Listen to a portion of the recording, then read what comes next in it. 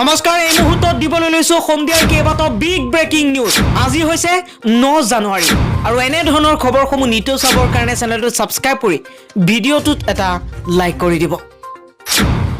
বাবৰ জিদৰে শেষ হৈ গল আসাদুদ্দিন ওৱেইছিও শেষ হৈ যাব আমি এনেকুৱা এখন ভাৰত নিৰ্মাণ কৰিব লাগে য'ত ঔৰংজেব আৰু ওৱেইছিৰ স্থান নাই তেলেঙ্গানাৰ সভাত অংশগ্ৰহণ কৰি এই মন্তব্য কৰিছে অসমৰ মুখ্যমন্ত্ৰী ডক্টৰ হিমন্ত বিশ্ব শৰ্মাই পৰৱৰ্তী খবৰটো হৈছে দিল্লীৰ মুখ্যমন্ত্ৰী অৰবিন্দ কেজৰিৱালে আজি এক ডাঙৰ মন্তব্য কৰিছে অৰবিন্দ কেজৰিৱালে কৈছে শাসনত আহিবলৈ বা আন দলক আতৰাবলৈ আমি নিৰ্বাচন খেলা নাই দুৰ্নীতি পৰায়ণ সিস্টেমক আতৰাই সততাৰ প্ৰতিষ্ঠাৰ বাবে আমি নিৰ্বাচনত নামিছো আম আদমি পাৰ্টিক উদ্দেশ্য কৰি আম আদমি পাৰ্টিৰ কৰ্মীসকলক উদ্দেশ্য কৰি এই আহ্বান জনাইছে মুখ্যমন্ত্ৰী অৰবিন্দ কেজৰিৱালে পৰৱৰ্তী খবৰটো হৈছে আসাদুদ্দিন ওৱাইছিয়ে পুনৰবাৰ মুছলমানসকলক লৈ এক ডাঙৰ মন্তব্য কৰা দেখিবলৈ পোৱা গৈছে আসাদুদ্দিন ওৱাইছিয়ে কৈছে যেতিয়াই মুছলমানসকলক অত্যাচাৰ কৰা হয়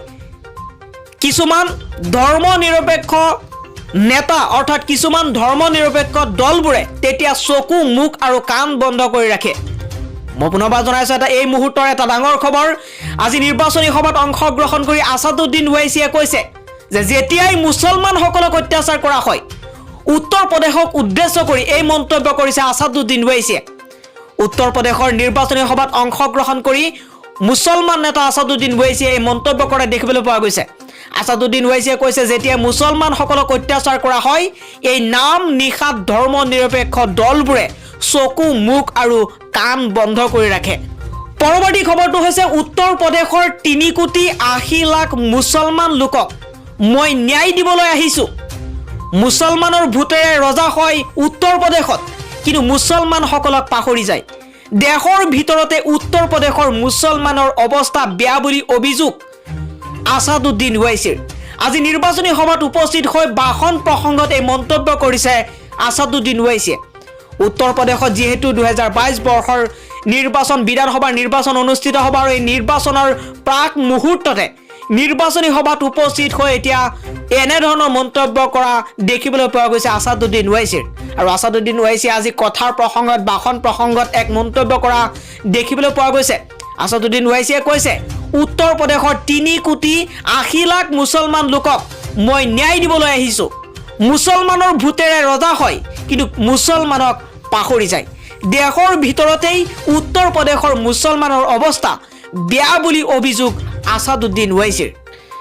পৰৱৰ্তী খবৰটো হৈছে মাগৰ বিহুৰ বাবে যি এছঅপি দিয়া হৈছে এই এছঅপি সন্দৰ্ভত মুখ খুলিছে হিমাংশু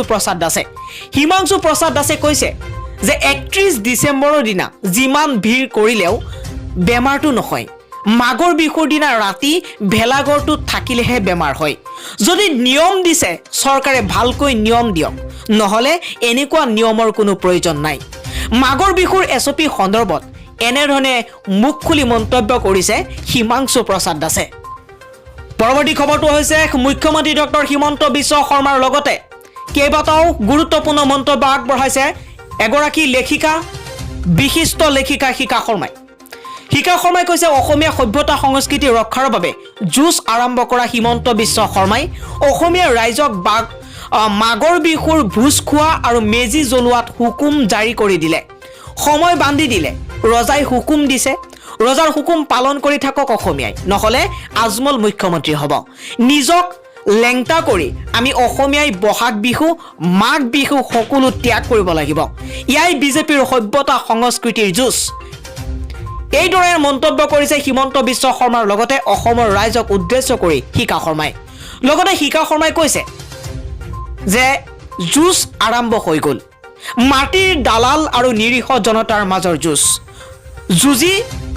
যাওক ৰাইজ নহলে মোগলে অসম আক্ৰমণ কৰিব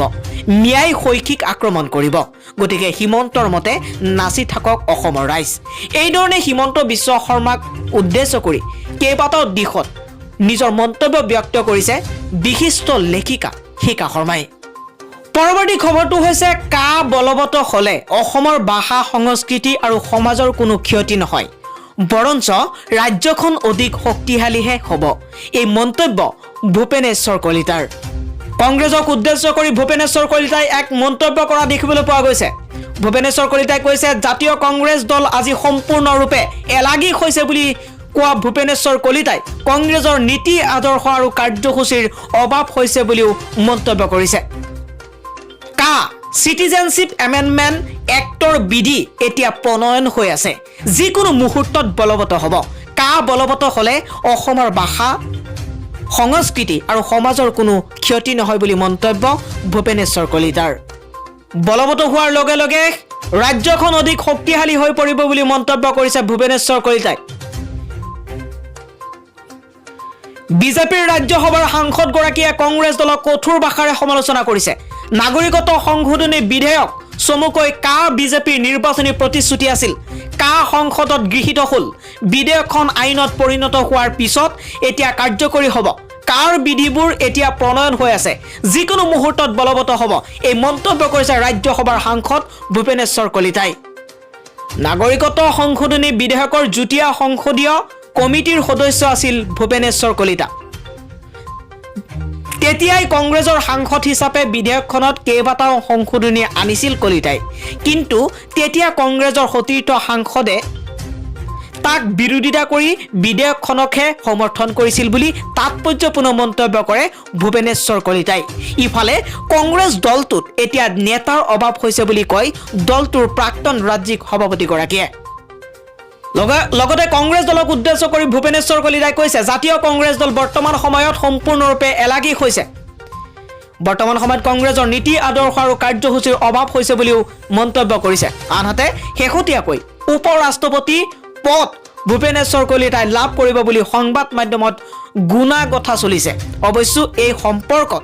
কোনো ধৰণৰ মন্তব্যৰ পৰা বিৰত থাকিল ৰাজ্যসভাৰ সাংসদ ভূপেনেশ্বৰ কলিতা পৰৱৰ্তী খবৰটো হৈছে ৰাজ্যৰ বিভিন্ন নিগম নিকায়ৰ বিভিন্ন বিভাগত অধ্যক্ষ উপাধ্যক্ষ নিযুক্তি দিয়া হৈছে অসম ঔদ্যোগিক উন্নয়ন নিগমৰ উপাধ্যক্ষ হৈছে নৱদীপ কলিতা পৰ্যটন নিগমৰ উপাধ্যক্ষ হিচাপে দিলীপ দাসক নিযুক্তি দিয়া হৈছে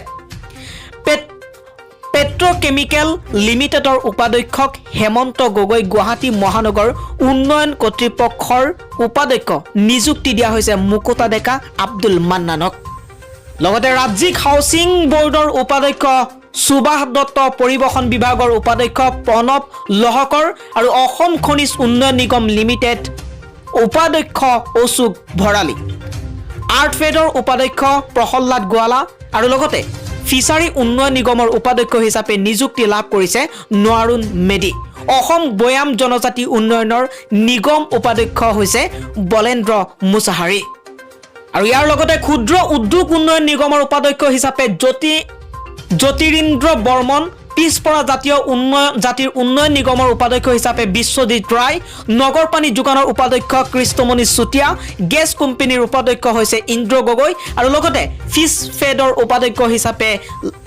নিযুক্তি লাভ কৰিছে দিলু শৰ্মা বাৰ্ষিক সংখ্যালঘু পৰিষদৰ উপাধ্যক্ষ হিচাপে সুকুমাৰ বিশ্বাস কৃষি বিপণন পৰিষদৰ উপাধ্যক্ষ হৈছে জয়ন্ত ডেকা চৰকাৰী বিপণন নিগমৰ উপাধ্যক্ষ বিতুপন ৰায় দিহিঙীয়া জ্যেষ্ঠ নাগৰিক কল্যাণ পৰিষদৰ উপাধ্যক্ষ হৈছে অশোক বৰঠাকুৰ এমন্ত্ৰণৰ উপাধ্যক্ষ হৈছে ঋতুবৰণ শৰ্মা চলচ্চিত্ৰ বিত্ত উন্নয়ন নিগমৰ উপাধ্যক্ষ হৈছে ডক্টৰ আলেখ্য বৰুৱা সংখ্যালঘু উন্নয়ন পৰিষদৰ উপাধ্যক্ষ হৈছে ৰাজবীৰ সিং সংখ্যালঘু উন্নয়ন বিত্ত নিগমৰ অধ্যক্ষ হৈছে জাবেদ ইছলাম সংখ্যালঘু উন্নয়ন বিত্ত নিগমৰ উপাধ্যক্ষ খালিলুৰ ৰহমান পাৰ্বত্য ক্ষুদ্ৰ উদ্যোগ নিগমৰ উপাধ্যক্ষ হৈছে অৰুণ তেৰাং ডিএনপি নিগমৰ উপাধ্যক্ষ হৈছে অশ্বিনী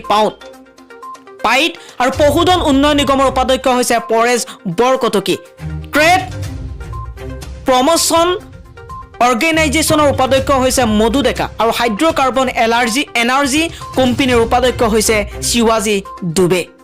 চাহ নিগমৰ উপাধ্যক্ষ হৈছে শিৱভদ্ৰ চাহ উন্নয়ন নিগমৰ অধ্যক্ষ হৈছে অশোক শৰ্মা চাহ উন্নয়ন নিগমৰ উপাধ্যক্ষ হৈছে প্ৰফুল্ল বৰা আৰু লগতে প্ৰণাম কমিশ্যনৰ সদস্য হৈছে ডক্টৰ বিদ্যাৱৰ্তী দাস খাদ্য আৰু গ্ৰাম্য উন্নয়নৰ উপাধ্যক্ষ হৈছে হৰেণ দেউৰী বীজ নিগমৰ উপাধ্যক্ষ হৈছে পৱন বেদিয়া আৰু লগতে এপিডিচিএলৰ সঞ্চালক ডক্টৰ প্ৰকাশ কাশ্যপ যতীন বৰা দেৱজিৎ মহন্ত ধ্ৰুৱ প্ৰসাদ বৈশ্য নৱ বৈশ্য আৰু তৰুণ বৰুৱা মৰাণ